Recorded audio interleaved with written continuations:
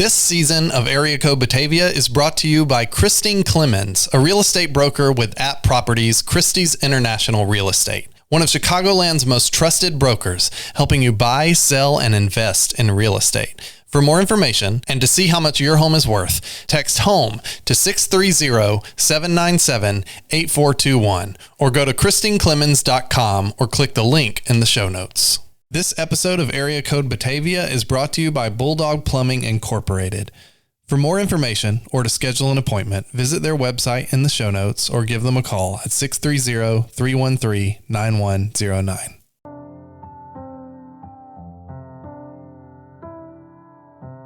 Hey everybody, you're listening to Area Code Batavia, a podcast about what it means to belong in Batavia, Illinois.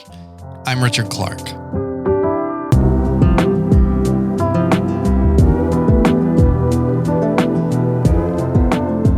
As you know, every week we share a list of recommended businesses that make Area Code Batavia possible. These are businesses that are more than just sponsors. They're invested in our community and share our vision for a vibrant, connected Batavia. They include Christine Clemens at Properties Christie's International Real Estate, Bulldog Plumbing, Boji Bikes, and Plimsoll Marketing Agency. You can find out more information in the show notes and let them know that you heard about them here.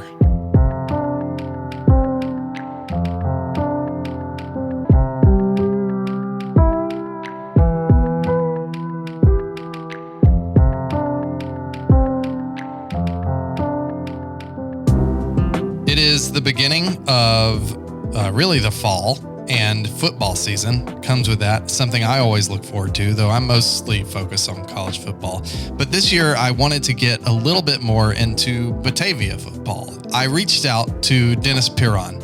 He is the coach of the Batavia football team. He's also the head coach of the track team and the business and entrepreneurship teacher at Batavia High School. He actually leads the incubator program. I often talk to the students about my hope, my wishes, my dreams for them is that they get to find and do something that they're passionate about, that they love to go and do every single day, that earns them a living, connects them with people, where it gives them something that they just really look forward to, that gives them purpose and identity, and they lose themselves in it. He almost seems to live at the high school. He doesn't even flinch at the extremely loud bell tones you'll hear throughout the episode. And in general, the whole place is just the background to the connections he's made with countless students. So for almost 60 years, this has been my life's work. I was a student here. I went to Batavia schools as a child, went to Batavia High School and graduated, left for college, a small school in Naperville to study business and do sports. Went to work in downtown Chicago, thought that was the stepping stone to wherever I was going to go in the world. And here I am. I'm about to retire from Batavia High School as an educator in a couple of years. He does a lot of different things. And, I met him a while back and I thought, I need to talk to this guy because not only does he do a lot of things, it's really interesting, but he touches on something that I think about a lot, which is the concept of how winning and sort of unequivocal success impacts a community and how it changes a community. In my own quest to belong in this community, I've often wished that there was a way for me to win, to accomplish a goal in such a clear way that not only I knew I'd succeeded, but the whole town did too. Instead, I think a lot of us, live in this sort of ambiguous middle ground where things are a lot less clear. I have to admit, going into this interview, I expected to have a hard time getting Dennis to open up to me.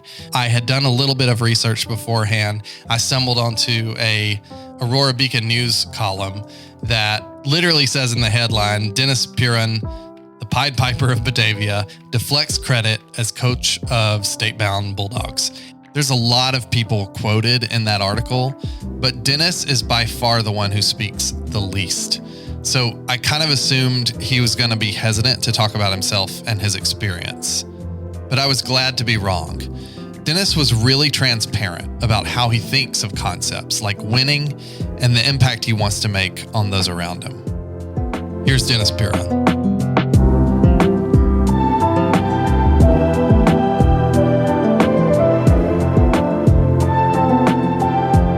I guess at least for me, a job that can provide you with happiness, enjoyment is great. But I think in the end, it's doing something that you see provides happiness and enjoyment and opportunity and something for others. Value, providing value in others' lives creates the great, I guess, happiness, enjoyment for myself. I think the risk-taking and the trying of different things eventually leads themselves to you getting into that niche, that groove.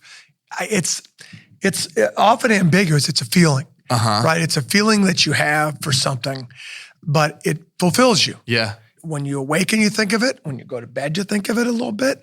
When I have free time, you like to work on it. It isn't a job to work on it. When you're finished at the end of the day with what it is that you had planned, you're excited and can't wait for the next opportunity. What is that thing for you, though?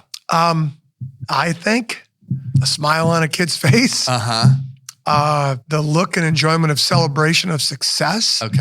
The camaraderie and sharing of aligned goals, looking towards achievement that allows for friendship and brotherhood and family and togetherness. I guess I like to create stuff. And in the stuff that I create, whatever it is, let's say it's a sports team, and I'm the leader of that sports team. I want it to be something that's meaningful. For the time in the life, it needs to be meaningful because we know that this is all just short term. But if I can make it be something that you can throw your energies and invest yourself in, it can provide a vehicle for you to get through a tough part of life, to help you learn, to overcome, to develop skills and traits that serve you well later on in life when you deal with, let's just call them real struggles and real situations.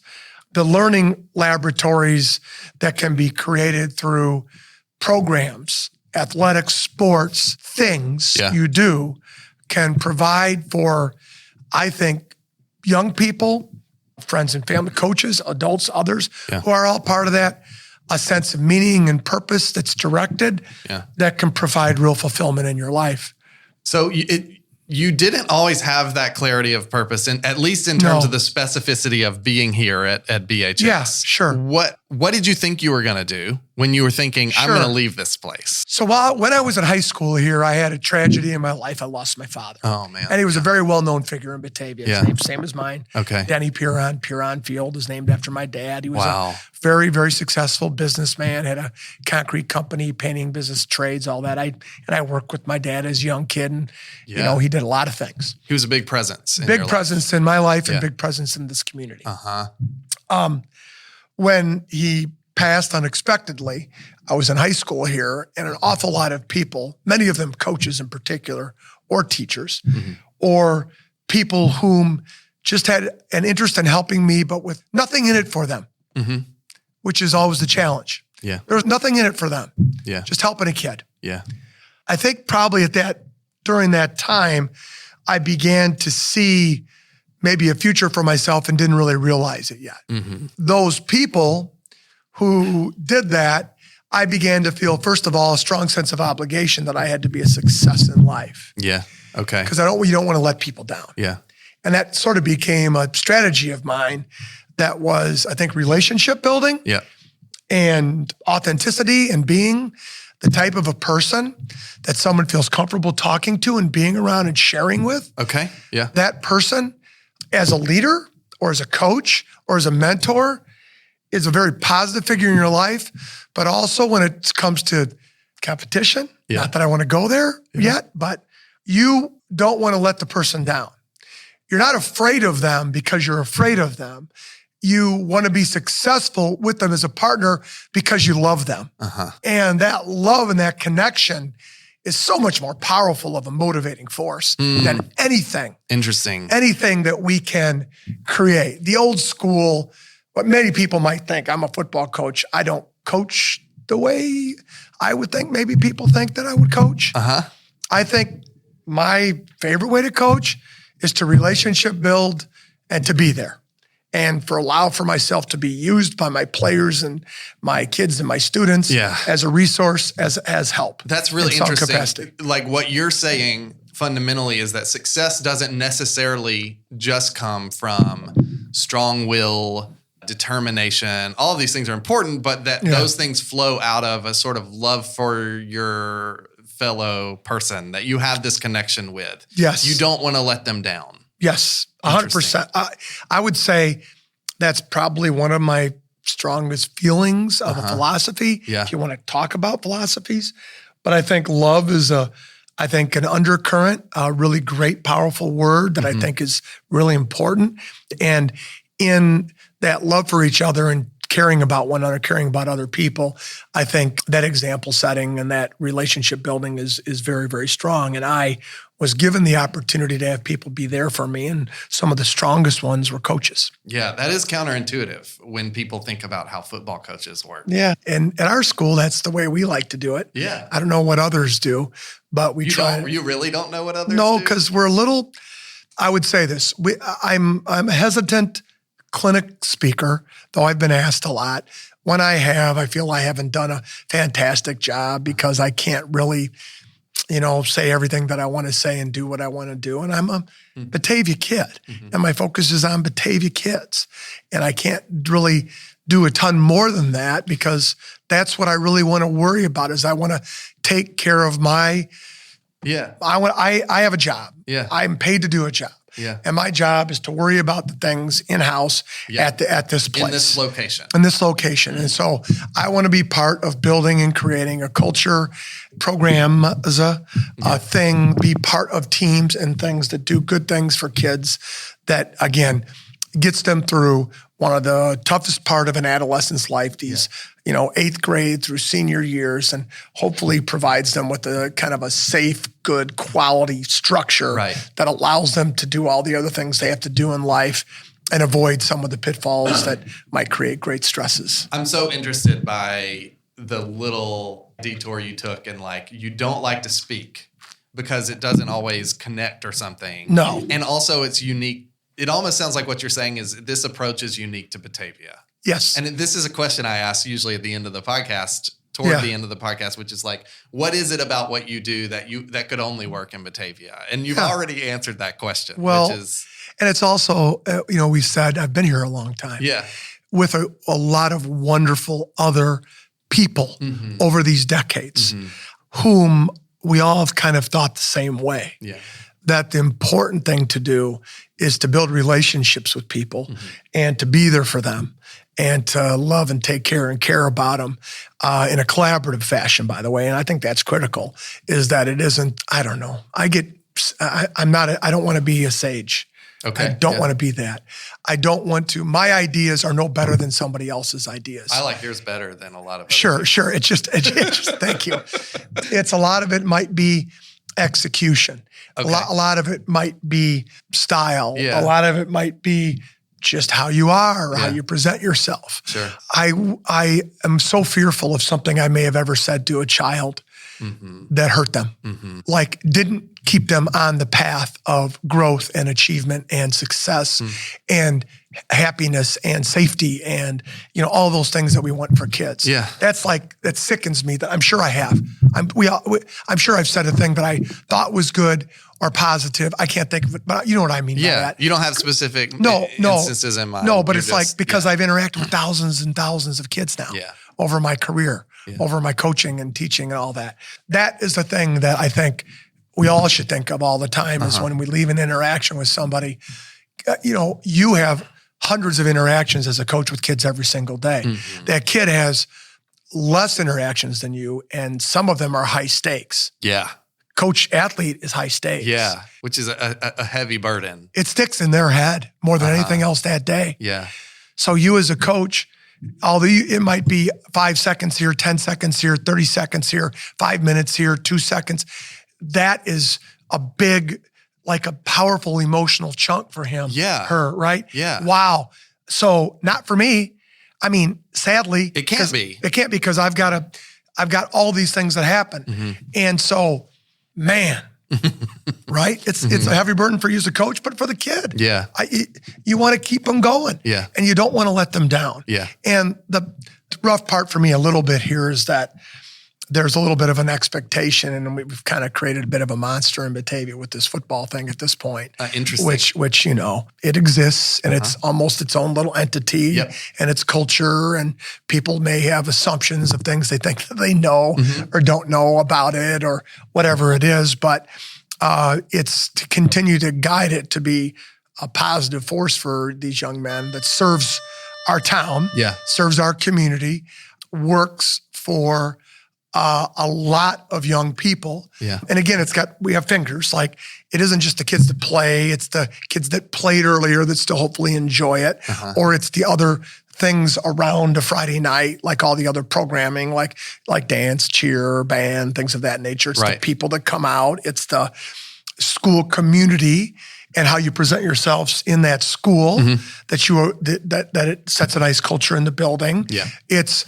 the interactions you have in the town in which you live, how these young men who all have Bulldog football gear on in Batavia, right? Yep. And lots of people wear it. And so how they are when they're at Cane's Chicken, or how they are when they're downtown walking through town. That all reflects on it all reflects. And so there's a lot. It's just a lot. Yes. And it's a lot to have in your head at once. Yes, it is. And on top of that, you're doing, so you also coach track and field, right? Yes, I do. And you do the incubator program. Yes. So that's also a lot. Just on the face of it, that itself is a lot. But what you're describing is being a football coach, really. Like that. I mean, all of that other stuff involves what you're talking about. But it's like, I'm just imagining like a tree, like branching out into all these branches, and that's all got to be in your head at once. I would think, rather than a tree, let's go with this. When I was a little kid, there was a show called Bozo Circus, and one of my favorite acts on Bozo was the guy with the sticks and the plates. Okay, and he would spin the plates on all the sticks and try to keep them all going. Yes, and he tried to get 10 of them, 15 going. So I feel like my life is spinning plates. That's great, because it articulates the stakes. Yes, that's right. You drop one and it shatters. Oh my gosh. And so let's keep them all going and get them all spinning fast. And every once in a while, he really gets them, and it's like beautiful, right? It's art. But then sometimes you can stand back and watch. Yes, but if you do that too long, you can't do it too long. Go start spinning them again. And I think that's what it feels like sometimes. But it isn't. I'm older, so I have less capacity because you're a little slower. Your brain's not as flexible. Okay. I'm a little grumpier, maybe not quite the fun-loving guy I was in my 50s and 40s and 30s. Wow, yeah. But I'm sure starting to appreciate it all more and realize how lucky and how blessed and how incredible so many people that have been part of my life and that we've gotten to work with, and who have really provided me with a marvelous opportunity, none of which couldn't have happened without, first of all, the support of my wife, Joanne, who luckily loves sports and loves football and has been right at my side with all the stuff that we've done for as long as we've been able to do it. Did you meet her here in Batavia? Yes, ironically, on a blind date. Okay. At the wedding of my offensive line coach, whom at the time we were kind of new, coaching together, PJ White, but we had a blind date to PJ's wedding. And he was marrying Trisha White now, whom was a classmate of mine in high school. Okay. And that's how I met Joanne DeCola and now Joanne Piron. And that was a long time ago. Okay. And now we've been married 33 years and have 3 kids who all went to Batavia, of which all are at the moment still present in this community in some capacity. Yeah. Whether, my youngest Tyler's still at college. My daughter works in Batavia schools. Okay. She's a math teacher, a couple of grade schools, and a coach at the high school, and does a bunch of other things out here. And my son, Peyton, and they all did activities and sports and things here. Peyton is a grad, was an athlete here, and is moving into the city of Chicago. Okay. Here in about a month. So but we're all really invested in the town and the community and have great friendships and relationships all throughout this area. But your son is following in your footsteps in some degree. He's moving to the city. Yeah. I want to go back to your decision to move to the city. It sounds like you did that because you felt pressure to succeed. Yeah. Well, I landed, I guess, a great job at the time, a wonderful job with Metropolitan Life doing large group insurance. I was 21 years old. Yeah. Trained in New York City, Manhattan, service rep, was making great money. I just don't know. It just didn't seem like the thing. And there was a football coach here at Batavia, Mike Gaspari, who was my coach in high school and was kind of was one of the key players in the absence of my father that helped me in life. Mike was his godfather to Peyton, my oldest, and was the former football coach here before I took over, and really was probably been one of the most influential people in my entire life. And Mike, it was the end of summer. I'd been working in Chicago for a couple of years, and he said, "Hey, why don't you come out and volunteer and help us at football camp?" And I said, "Well, I got a vacation coming up. I need to burn some days. Sure, I'll come." Sure. Yeah. And he goes, "Yeah, you can coach sophomores and do some stuff and help me." And at the time, your experience coaching was what? Well, I did a little league team because my neighbor asked me to do it. Okay. So I did that with a couple of college buddies, and we had a ball with those kids. And I did stats for Mike just on Friday nights while I was working in the city. Okay. So I kept connected, but things were changing, and that was about it. I'd done it at, sports in college at North Central. Was track 4 years, football 4 years. I loved it. Yeah. But this was something different. And I went to the camp. I coached with him as my vacation from work for a couple of weeks. And I went back to work that Monday and resigned. Wow. Thinking you would do what? No idea. You were just like, I like this so much. It's now a contrast with this thing I don't like. I didn't really even have anything firmed up with Mike. I just was helping out. I kind of said, "Hey, can I keep coaching this year?" Sure. So I did that. Okay. And a local small business owner who was a family friend of ours hired me as a carpenter and let me off work every day at 2:30 so I could go coach. Wow. And I had some experience in the trades because my father, when I was a kid, I did everything in summers. I did carpentry, concrete, all of that. So I knew a little bit what I was doing. I'm sure I cost them more money than they paid me. Yeah. I wasn't that very good carpenter, and they did a lot of beautiful carpentry work. But they needed somebody, and they helped me. Tony Becks. Okay. It was A.R. Becks and Sons was the company. And so that's what I did. Yeah. Wow. So here we are. Yeah. I'm coaching. I went from kind of this life plan. Yeah. And it was like, here's what I'm going to do. And I'm going to go through a career. And I went to college for this, to having no plan, but I'm coaching and I'm making money and I'm making good enough money to, pay bills. I had a house with my two brothers. So we were doing okay. And that was the start. That's how it began. That is, I feel like you glossed over the decision to quit your job, because that is a significant decision to make, especially the way you framed it, which is like you had this pressure. I don't know if you just say pressure, but you had this desire to succeed, to sort of fulfill expectations, and you went to college. I don't know what happened. Being with Mike and being with the kids and all of that. It put something into perspective. How I felt. Yeah. And what was happening was so incredibly cool and fun. Yeah. Again, I didn't have a plan. Like, I'm not going to go into teaching at this time. I don't have the degree to do it. I love coaching. I thought I can probably have a life that blends the two things together.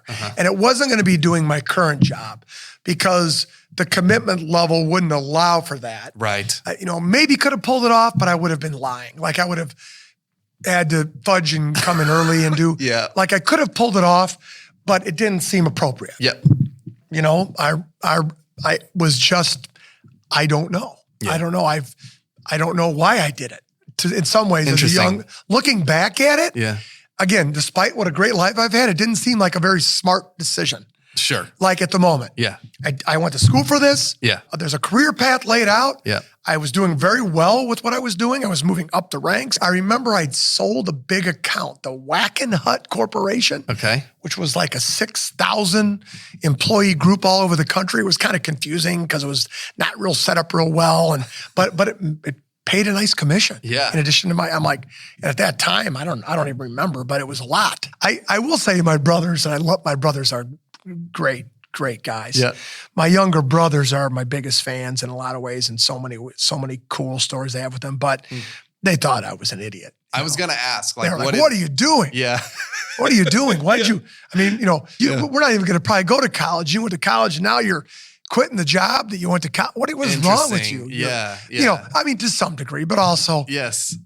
we get it. You were the one who went to college. Yeah. At the time. In their mind squandered it. Yeah. And I know it doesn't sound like a big deal to people now, but in the 70s we and know 80s. the end of the story now. Yeah, it is what happened. Yeah. So how old were you when this happened? 23, 4. Okay. So I do this thing. New adult. Yeah. New adult. Yeah. I do this thing in carpentry. Mm-hmm. So I'm coaching with Mike and I work out at this little club in Batavia called the Shoreline Athletic Club. Mm-hmm. And I'm working out there all the time. And I don't know what happens, but one day I'm talking to the owners because I'm just a curious devil about business. I always liked selling T-shirts in college. I tell my students that, and side hustles. And I had buddies who'd do little things in the summer, like chimney sweep businesses, and paint your address on your curb and try to get you to pay for it, whatever it was. Like all the stuff kids do to make money, fast, quick money. Yeah. I loved all that stuff. Well, I'm down there talking to the owner about the business, and he confides in me that they're failing. And that they're going to go under, and that at some point they're not going to make it. Mm-hmm. And they're going to go through bankruptcy. And he was a very honorable man. Steve Shaner was his name. And he said, I just don't want to leave all these people hanging. So many people believe in us and have believed in us. And I said, I go, well, would you sell it? I go, I don't have any money. He goes, well, at this point, I don't know. I think we're probably just going to go bankrupt. Mm-hmm. And I didn't know what that meant. Mm-hmm. I'm like, oh, what? So I had to do a little homework. There was no internet or AI to check. And I went around, some people in town that kind of, again, knew of my dad, knew me, resources for me. Guy's name was Bob Riley. He was a bank president. Bob Becker, another bank president. Bob Hubbard, who owned Ethan Allen Hubbard's. And there was a group at the time, young businessmen whom knew of me and my father. And so when I would go and have a chat like him, like we're right now, they'd say, well, here's what you do. Here's what you could do. Here's how it would work.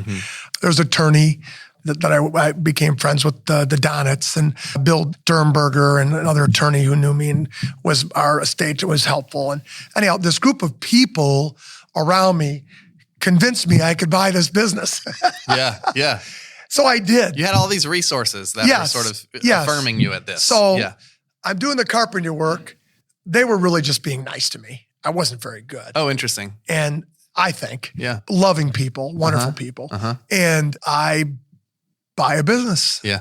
Probably I'm not quite 24 yet. So what did you go to college for again? Business marketing. Business marketing. Marketing, which I always feel I've been pretty good at. I'm a pretty good marketer, I think. Yeah. I kind of get it, but that's what happens. Yeah.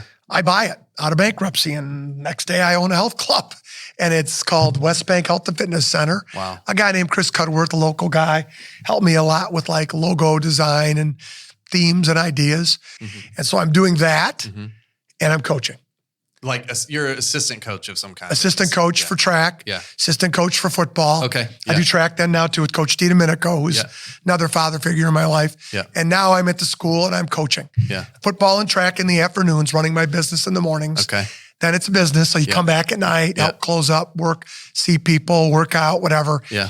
So my life was health club, 6 a.m. till 10 p.m., leave and go coach in the middle. And just life flew by. But it was fun. It was awesome. The club was great. The people were great. I was comfortable there. I had lots of great resources to help me. Yeah. We were mildly successful, I thought. It wasn't horribly stressful, though I was always concerned. The number one thing, just like anything else, I just wanted to make sure I could pay the people that work there. Yeah. And that's the stress of any business. Yep. I didn't really care, to be honest, how much money I made, which I guess was always my problem in life. It was that I want to make sure everybody gets paid what I promised them. And I did. I managed to do that and managed not to let them, the secrets behind any business, how many times you were close on payroll, I had to borrow from this to make it work, to do whatever. It was like an unbelievable, fun almost decade-long party, of which that's what I did for, my 20s till my early 30s. Yeah. So near the end of the, I guess, life of that part of my life, I decided to go back to school and get a degree in education. And because I just thought, if I'm going to continue to do this coaching career, which was really my thing, I need to be in the building with the kids as a teacher. I had a strong math background, so I did. I got my teaching certification, got my degree, and somewhere along the lines from there till now, I become the head boys and girls track coach. Teach a bunch of different levels of math, start all kinds of different initiatives here behind the scenes, different clubs, different math things, different ideas, different marketing things, raise money for this, that, whatever. And then eventually become the head football coach, head track coach of both. With I've been doing all of those things since about 2010 now.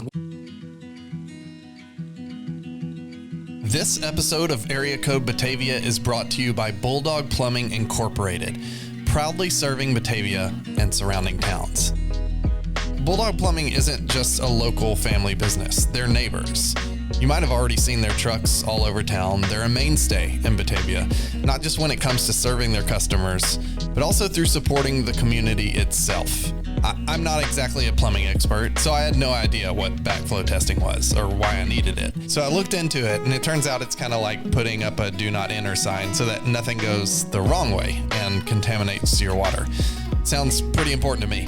You can call Bulldog Plumbing if you need backflow testing or anything else like an energy-saving tankless water heater installed. If you have plumbing needs, visit bulldog-plumbing.com or call 630-313-9109.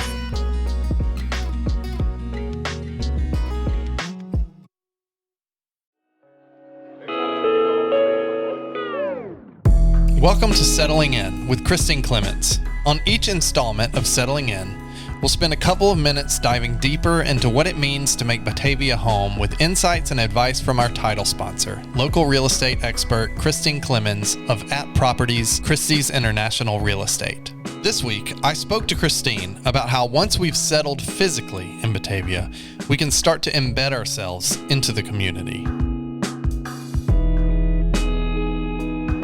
You mentioned that you become friends with your clients typically. Yes. How have you helped them once they're sort of in the community? They have a home in Batavia. How do you help them get more involved or involved initially in the community? I think a lot of it just is, it organically happens. They get to know the community and they're asking a lot of really smart questions along the way. What is there to do on the weekends here? How do you spend your time? I ended up telling them a lot about, specifically in Batavia, you got to go check out the farmers market. You should go check out the boardwalk shops. These are my favorite places to shop for my friends on whatever, day, or these are the businesses that have been supporting my kids' school or different things like that. So I think it just happens over time. So I've found there is a distinction between consumer and someone who is sort of proactively involved in the community. Yep. Do you find that people are interested in that distinction? Do they want to be proactively involved, and how do you help people to do that when they do? That's such a smart question and such an interesting question.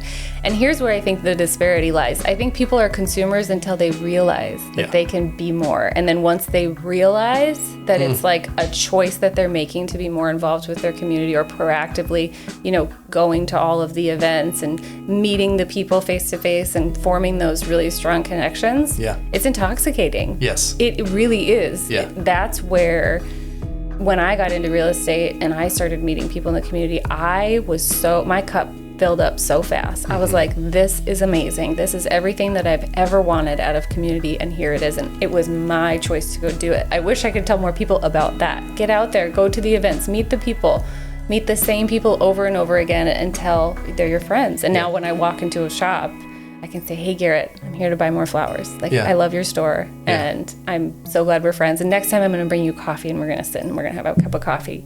That's the proactiveness. It's not, you can easily idle by in a community and never have that. It's the conscious choice of becoming more involved. Christine Clemens is a real estate broker with @Properties Christie's International Real Estate. one of Chicagoland's most trusted brokers, helping you buy, sell, and invest in real estate. For more information and to see how much your home is worth, text HOME to 630-797-8421 or go to ChristineClemens.com or click the link in the show notes.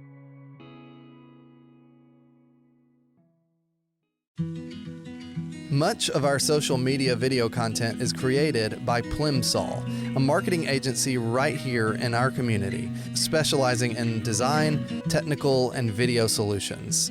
They've partnered with us because they're passionate about helping local businesses and organizations thrive.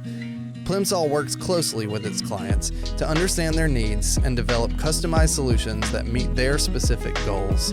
If you're interested in developing a new brand identity, creating a website, or producing engaging video content, check out plimsollstudio.com to see how they can bring your ideas to life. What was the first time you felt you belonged in Batavia? Oh, geez. I felt I belonged in Batavia.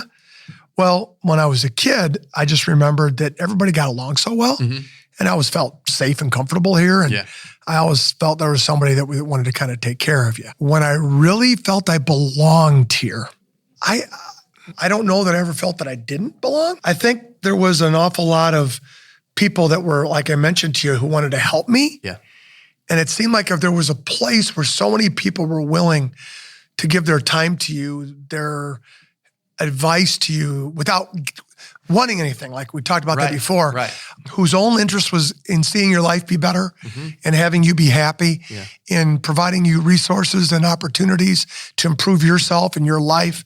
It always had felt like this was a great place to be, And the times that I wasn't here, I always enjoyed being back here and seeing any of those people and those things. So, and I think like anything else, we tend to gravitate towards stuff that makes us feel good. Maybe a little bit, I'll be honest, feeds that one part of you, that maybe that ego part, that competitive part, whatever it is that you need that gives you that confidence piece. So, but I was always confident when I was here. I always felt loved and taken care of. I always felt there was resources of people that would help you. And so I think more than anything, it was the feeling of happiness, safety, love, and security that I always had being in this community that always drew me here. And it's been that way. It feels like that moment after your dad died might have been a defining moment. 100%. 100%. I would think until then, because so much of my life till then had been wrapped up and I was present, but I wasn't in. Yes, that's the distinction. When all these tentacles started to come out, we'll help you, kid. We'll help you, kid. We'll help you, kid. Yes. Hey, come here. Hey, let's talk. Hey, what are you doing? Where are you going to go to college? What do you need to have happen? These were all these people. They helped me with my path of my life. And like I mentioned, Mike Gasperi was the guy who spent extra time with me. His wife, Marcia, worked at North Central College. They made sure I found a way to get through school. And then Mike, screws up my whole business future by making me coach, helping coach football camp. And then everything changes. And I do want to go back to, you became the head coach. And the thing that's interesting to me about that is you referred to the football program as a monster. And I'm going to take that as a Frankenstein reference. Sure. You said the monster we created. So there's this thing, that's the idea that you've created something that's sort of now out of your hands. A little bit. In a little bit. Can you talk about like the tension that represents? Sure. Well, you're steering a giant ship at some point, right? It's like a big ocean liner or a huge thing. And you can make little tweaks and changes to it to kind of keep path correct, and have it maintain the things that you firmly believe in. And often you're going to, again, we all want to be liked. In any leadership role, you're going to realize that to have your vision or the vision of you and your then group maintain what you want it to be, there are going to be people that you're not going to make happy all the time. I have to make my superintendent of schools. He has to believe what I'm doing, my principal, my athletic director. They're the people that, and from a job standpoint, I can't do anything, I can't step over certain lines. But then philosophically, we've done things a little bit differently here. And because of that, there's going to be some people who think that their way is better or different or whatever. Luckily, from a validation standpoint, we've been successful on the scoreboard. That's great. Okay. But I don't know that there are things that we do that are important to us that aren't going to necessarily show up and make that a reality. Yeah. And it makes it, well, two things. Once, I love track just as much as I love football. In fact, it's probably my favorite sport. Okay. I put as much time, passion, energy into that as I do football. Yeah. Football just a little bigger and it's more seen. We call it a major sport. You'd call track maybe a minor sport from a fan perspective. Yeah. To me, overall, if I create these programs, the sense of belonging and building something kind of bigger than yourself that people go, this would be fun to do. When you then sign up or join up, it better be fun to do. It better represent what you said it was. Yes. Yeah. The coaches better be the type of people you want to be around. Okay. The teammates better believe in the same philosophies. The stuff that you do together better represent the things that you've said you wanted to talk about. Yeah. But in the end, it's all going to be a feeling.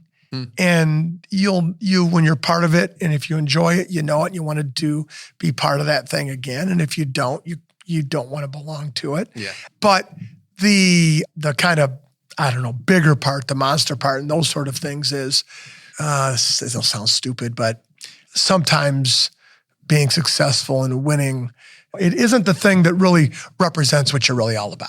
And isn't what... And it takes over as the primary thing. Yes. Oh, yeah, it's successful.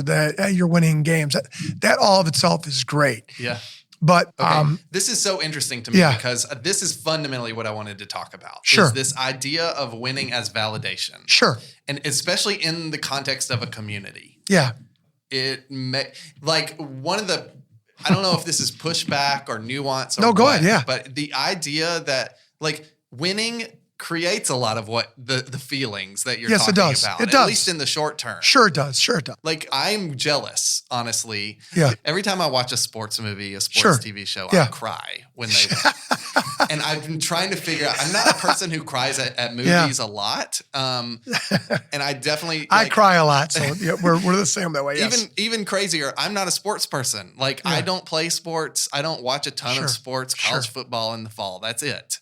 And the thing about that I think that I've come to realize is that it's clear, undeniable validation. Yes. We have succeeded. That almost never happens to me. I never have a moment where I'm like, good, I won.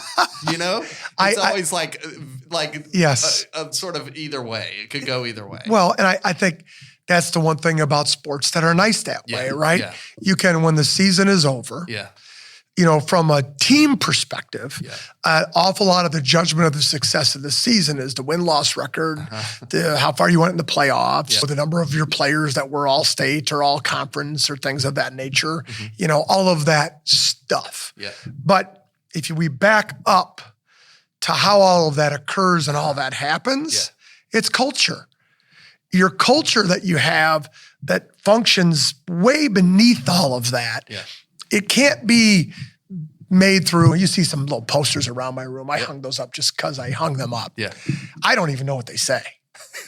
I got them off of some sort of a website. It you don't know what they I don't know. I'm looking at that now, and I don't really agree with them as I'm reading them. But they look pretty cool, right? They're it's so funny you say that because I saw hustle and grind up on the thing. And I was like, oh man, not my vibe. I'm honestly not really a believer, but they look good in my room. So students, if you hear this, you can make fun of me about it, but it's the thing you do, right? You hang up successful entrepreneurship. I found them on Amazon. I just hung them up. My kids know in football, we sort of make fun of slogans and we sort of make fun of people that have it doesn't, whatever, I guess. It just, let's all show up and work hard. Okay. Do it together. Yeah. Care about each other, love each other. Let's make sure we got the details ironed out, which we do.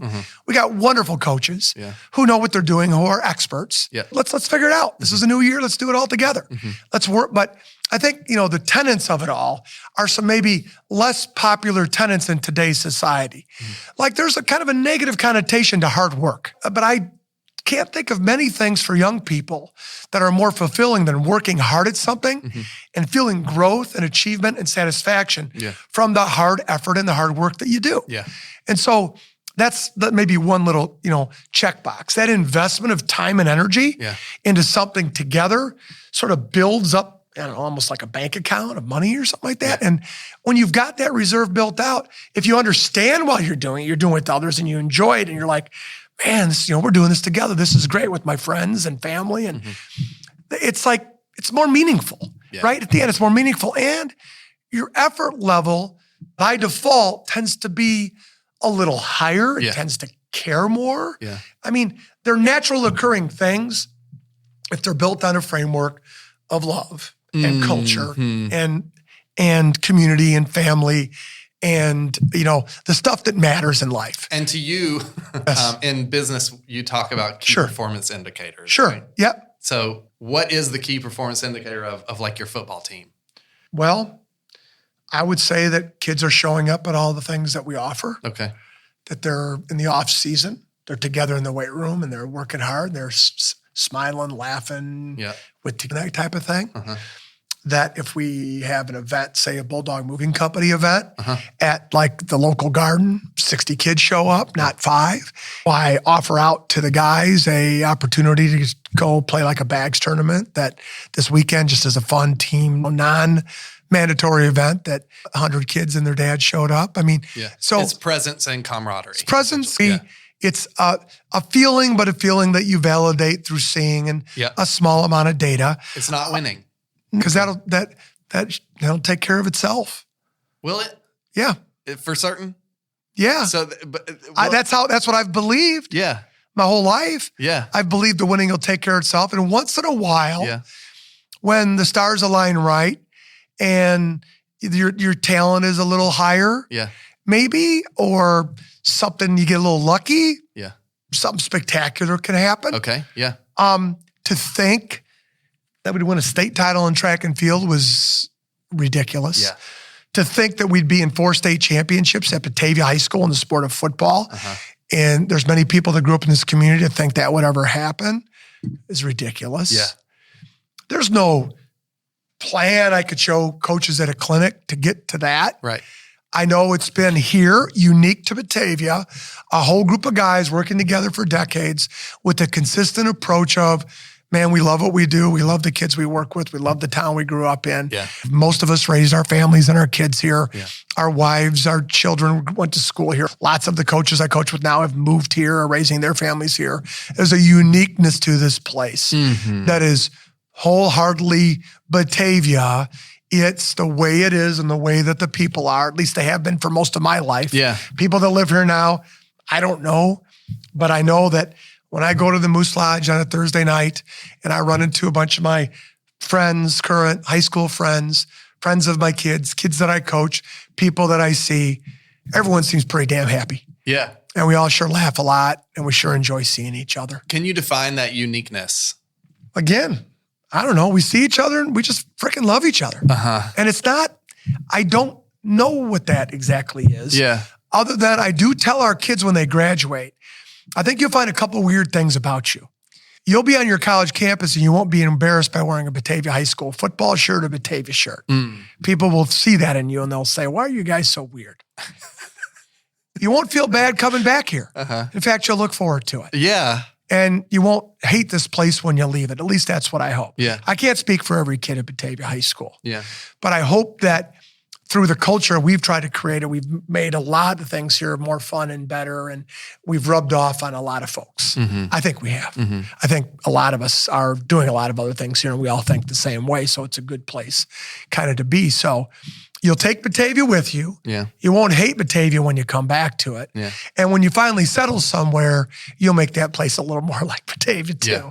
And that's corny, but I don't know. I love the town I grew up in, and I love the place still. Yeah. And I love the people that are here, and I really, really enjoy what I do. Yeah. So all those things tied together makes this a really, really unique life experience that I've gotten to have, and how we've all influenced one another has created a wonderful, I think, culture and opportunity and so many things here. And the incubator program you started how long ago? So it started the year before that I was asked to run it. Okay. So this is I'm embarrassed to say I don't know exactly. I feel like it's my 7th or 8th year doing this. Okay.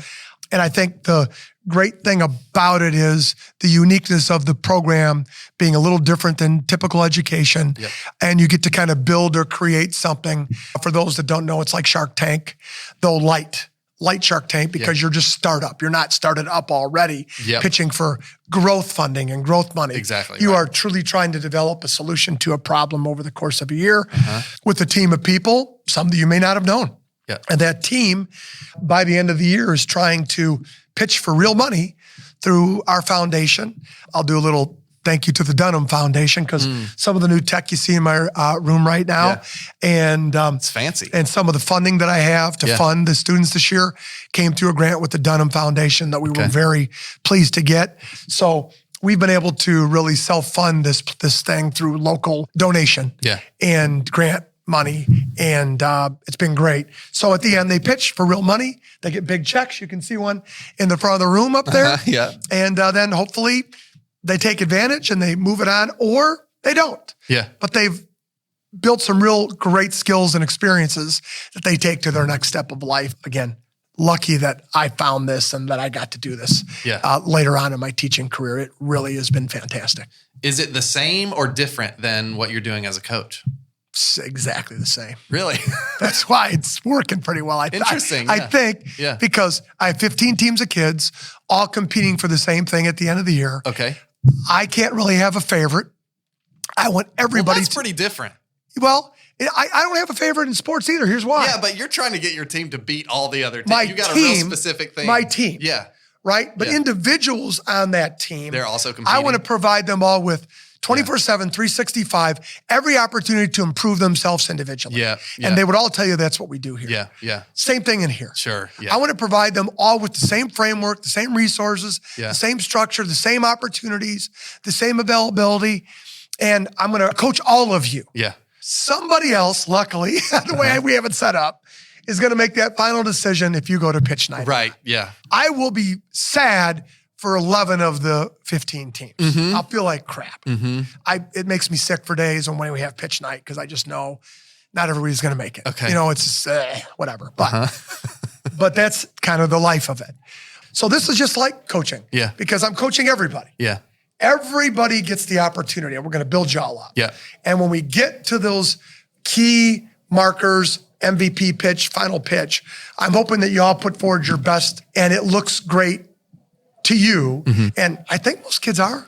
And it's hard. It's because this is not normal school. This is not a normal thing. But I think as an entity, anything that a kid starts to get really passionate about, he'll work very hard for. Right? And so I'm a little lucky is that I'm part of things now, but I also help build them. That kids are really passionate about. They're inherently passionate about them. Right. And so I get the benefit of that. But I also was one of the creators of these things. So it allows you to have some unique opportunities and gets kids to put forward maybe a greater passion, effort, and caring than they might about something else. So am I right that you're getting ready to retire? A couple years. Couple years. Yeah, a couple years. Have you thought about the question of how you will feel belonging in this town at that point? I don't know. I don't know. At the moment, I have a hard stop on my teaching career. Okay. On my coaching career, I'm not 100% certain yet what I'm going to do. Oh, interesting. Or what it's going to look like. Obviously, the people that work here, the administrators, decide that more than I do. I guess I've gone between maybe I should be done when I'm done, but I also, I have a bunch of people that I'm responsible to. I want them to be comfortable with my decision as well. So I think to some degree, the first group of people that are going to matter is my family. The next group will be all the people that I coach with and what they want, and what'll make them happy and fulfilled. And then potentially the new group of kids, but that's a scary one because inevitably there's always going to be a year when you're going to be done. And so again, at least what I would want when I'm done is to let them know that I've provided a structure and a program and put the pieces in place. Yeah. They don't have to worry. Yeah. It's going to be great, guys. Yeah. It'll be just like it's been. In fact, even better with some new wrinkles and new people and new excitement. Yeah. And it's going to be great. Yeah. That's what I want. It's interesting that what didn't come up there, and I think it's because it is encompassed in the list of people that you just listed. Yeah. But the idea of the community. Yeah. And I do think like a lot of times there is a lot of haymade around what a football team means for a community. Sure. So your eventual leaving as Yes. a coach does have an impact. Sure. How do you think about that? What I think about it is I think that ingrained in our coaching staff are a lot of my philosophies exist in all those men Yeah. and women. Yeah. And all of the people that are around, all the things that I do, we have different ideas. We all have different ideas about how we're going to get to the end result. Yeah. But the philosophical belief of love and relationship and communication and the community, we all feel the same way. Yeah. So I'm not really too worried about it. And I also know that I'm a resource, just like people were resources for me. Yeah. I know that Coach Holm, who's recently retired, he's still coaching, is a resource. And I know that Mike Gasperi, who still continues to be a resource for us years after his retirement from teaching and coaching, still is around our program, still influences things that we do, still plays a role in our decision-making and my brain and Matt's brain and all the great people that do stuff with us. And track and field, Coach D. Domenico, I still think about him and his belief in kids and how much he loved me and how hard he worked on our behalf and how much he fought for us and all of those things and all the great, but It's a lot of different people in your head. a lot of them. Yeah. A lot. And they all have great things. And my college coaches, and I didn't mention them to you here, but particularly in track, Al Carius. So we could talk about Al Carius for hours and hours, and in fact, people do. Yeah. Who is a legendary coach at North Central College, Naperville cross country. Okay. Track head. Frank Grammaroso, I believe is going to the USA Track and Field Coaches Hall of Fame this year, was my track coach, my sprints coach. Incredible men who deeply influenced me. My football coach, I had a couple, but the one that comes to mind is a Wheaton North offensive line coach, Paul Connor, was an incredible influence on me in college in terms of decision-making and thoughtfulness and responsibility and loyalty and all of these things. Yeah. So it starts with people like those. Right. Like Mike Gasperi, like Mike D. Domenico in high school, like some of my teachers that I had here. And then lends itself to then now being in a place where I have a wonderful athletic director, Dave Andrews, a wonderful principal, Joanne Smith, and the people that were here before them, Mike Gasperi in that role, the different building principals that we had, and the educators and the teachers that I've worked with.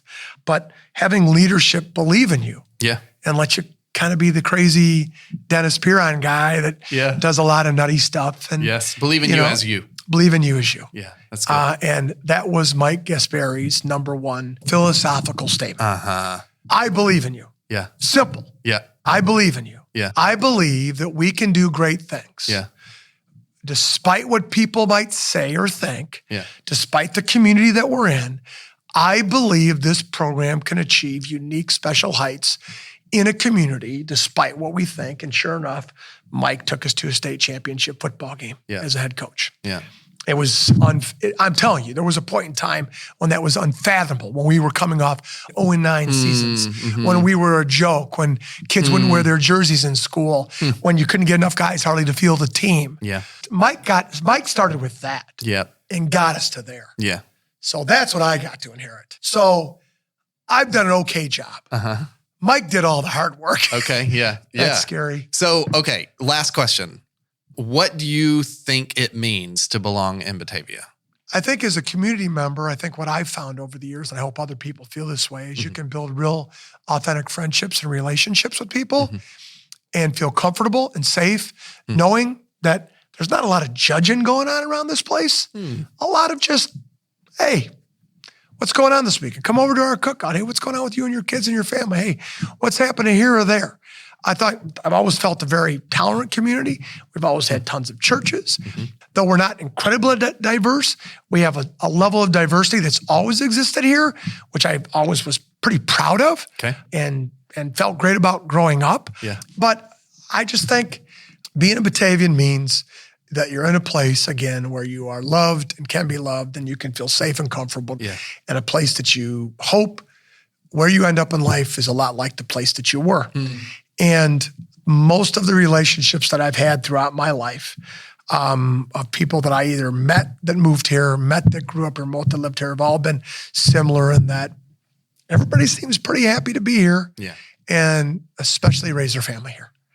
And I am so proud of my kids and so proud of the education they received here in this community, and so pleased of the extended family that they've created in this town growing up being Bulldogs. And I hope that so many others feel the exact same way. It seems like they do. We've got, if numbers mean anything, we have large numbers again in our football program this year, like every other year. I don't think you go out knowing there's a limited amount of players on a field at any given time and contribute in the capacity that kids do here if it isn't something that they're enjoying that's having a good influence for them, despite the fact that only this amount of kids can be the guys. I don't know if you know what I mean. Like start or whatever. Yes. So I continue to hope that the reputation of our program with people in the community, it's a very good program that serves our community. It's interesting. Like there's something about, I feel like, to mirror back to you what you just said. One thing that it means to belong in Batavia is being willing to be present, whether or not you're the guy. Being willing to be good, and also not feeling a judgment for not being the guy. That those things go hand in hand. I hate being the guy, by the way. Okay. Because I am the guy a little bit, but the kids knowing that I don't like any of that. It's interesting. I mean, I run it. I'm running the thing. So maybe Batavia is a community where the guys hate being the guys. The guys hate being the guys. And the people who aren't the guys are okay not being the guys. That's, you know what? I'm going to tell that to my coaches today. I know I'm grateful for you saying that. We have a lot of people willing to be service-oriented and just contribute. That's why we're successful. So many people contribute and don't care that they're not the guys. And when the inevitable replacement of me occurs soon by whomever is going to be the guy, the best guy to be the guy is the guy that really doesn't want to be the guy, but can be. And can deal with all the stuff so all the other guys don't have to worry about it. And I hope that that's what I'm doing for the guys here, because they seem to be having a good time. We had our first coaches staff meeting here Sunday in this room. We have donuts and break up into the rooms, and it was a packed house, and we're all kind of doing our thing and making some sacrifices away from families and new babies and stuff to prepare to get ready for our season and prepare to play our first opponent, because that does go on. I'm not going to pretend like we just love each other and show up and win. There's a lot of hard work, but that's the thing. So Batavia, where guys don't mind not being the guys. That's good. Can I do that? Yeah, go all for right, it. All right, and I'll give you credit. Yeah, great.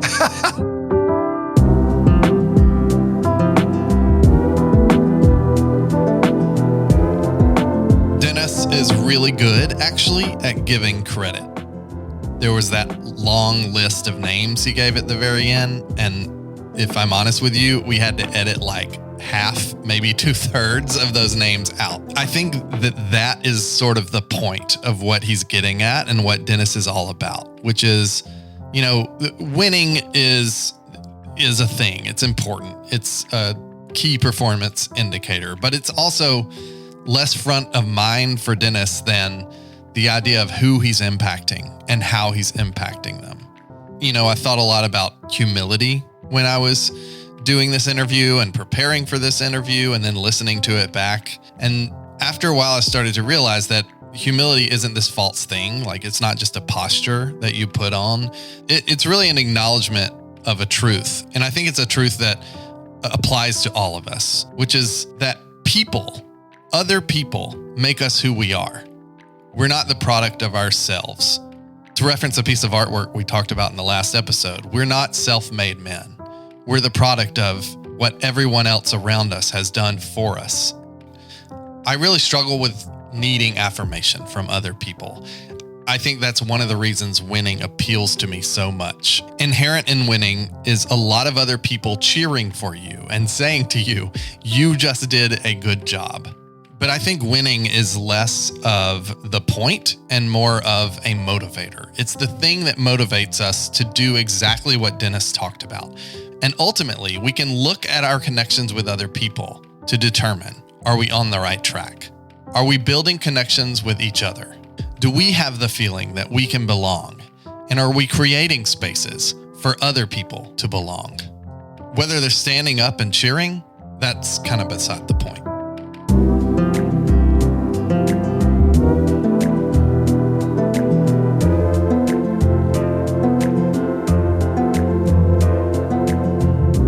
Thanks for listening to Area Code Batavia.